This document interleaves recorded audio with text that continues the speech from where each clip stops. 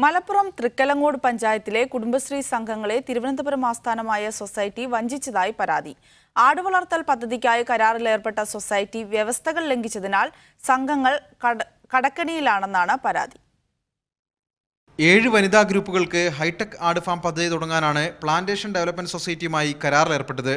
20 ആടുകൾ, അവയ്ക്കുള്ള ഹൈടെക് കൂടുകൾ എന്നിവ ഓരോ ഗ്രൂപ്പിനും ലഭ്യമാക്കുന്നതിന് 2,10,000 രൂപ വീതം കമ്പനി കൈപ്പറ്റി.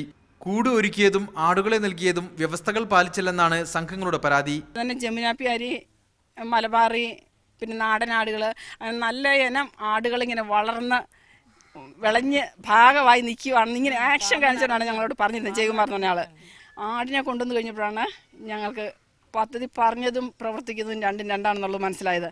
മെലിഞ്ഞ് ക്ഷീണിച്ച് പട്ടിണി കിടന്ന് എല്ലും തോലുവായ 20 ആടുകളെയാണ് ഞങ്ങൾക്ക് കൊണ്ടുതന്നത്. ബാങ്ക് വായ്പ എടുത്താണ് സംഘങ്ങൾ സൊസൈറ്റിക്ക് പണം നൽകിയത്.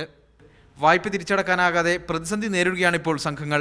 ഞങ്ങൾ അധ്വാനിച്ച് നമ്മളെ മുതലിൽ നിന്നാണ് നമ്മൾ ഈ പലിശ മുഴുവൻ അടക്കുന്നത്. മുതലിലേക്ക് ഒന്നും പോകണില്ല.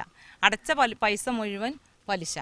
എന്നാൽ കരാർ വ്യവസ്ഥകളെല്ലാം പാലിച്ചെന്നാണ് സൊസൈറ്റി പ്രസിഡന്റ് ജയകുമാരൻ നായരുടെ വിശദീകരണം.